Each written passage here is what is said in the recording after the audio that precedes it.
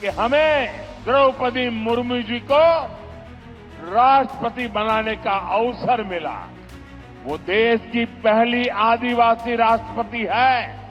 तो हमारे नीतीश बाबू ने पूरे देश के लोगों को अपील की थी कि द्रौपदी मुर्मू जी को भारी मतों से जिताना चाहिए। भाजपा ही नहीं बल्कि एनडीए का सौभाग्य मानता हूं कि हमें द्रौपदी मुर्मू जी को राष्ट्रपति बनाने का अवसर मिला। वो देश की पहली आदिवासी राष्ट्रपति है। मुझे याद है जब एनडीए ने द्रौपदी मुर्मू जी का राष्ट्रपति का उम्मीदवार बनाना तय किया तो हमारे नीतीश बाबू ने पूरे देश के लोगों को अपील की थी कि द्रौपदी मुर्मू जी को भारी मतों से जिताना चाहिए।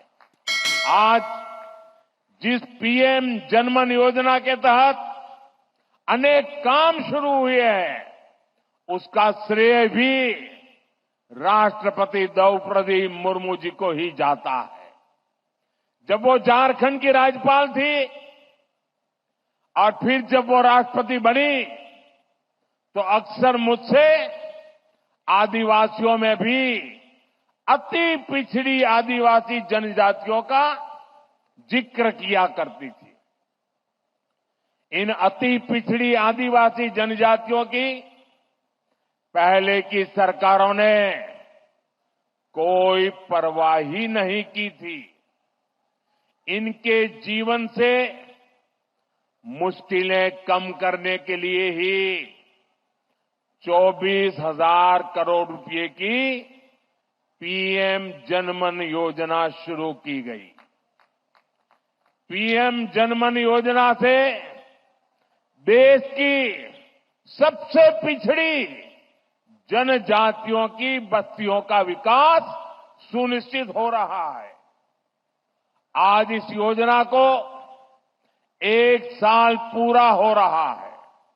इस दौरान हमने अति पिछड़ी जनजातियों को हजारों पक्के घर दिए हैं।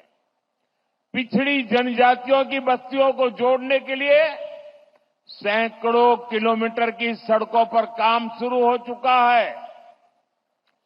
पिछड़ी जनजातियों के सैकड़ों गांवों में हर घर नल से जल पहुंचा है। साथियों, जिनको किसी ने नहीं पूछा मोदी उनको पूजता है। पहले की सरकारों के रवैये के कारण आदिवासी समाज दशकों तक मूल सुविधाओं से वंचित ही रहा। देश के दर्जनों आदिवासी बाहुल्य जिले विकास की गति में बहुत पिछड़ गए थे। अगर किसी अफसर को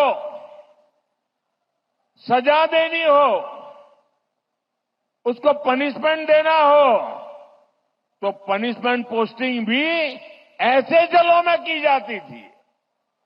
एनडीए सरकार ने पुरानी सरकारों की सोच को बदल दिया। हमने इन जिलों को आकांक्षी जिले घोषित किया।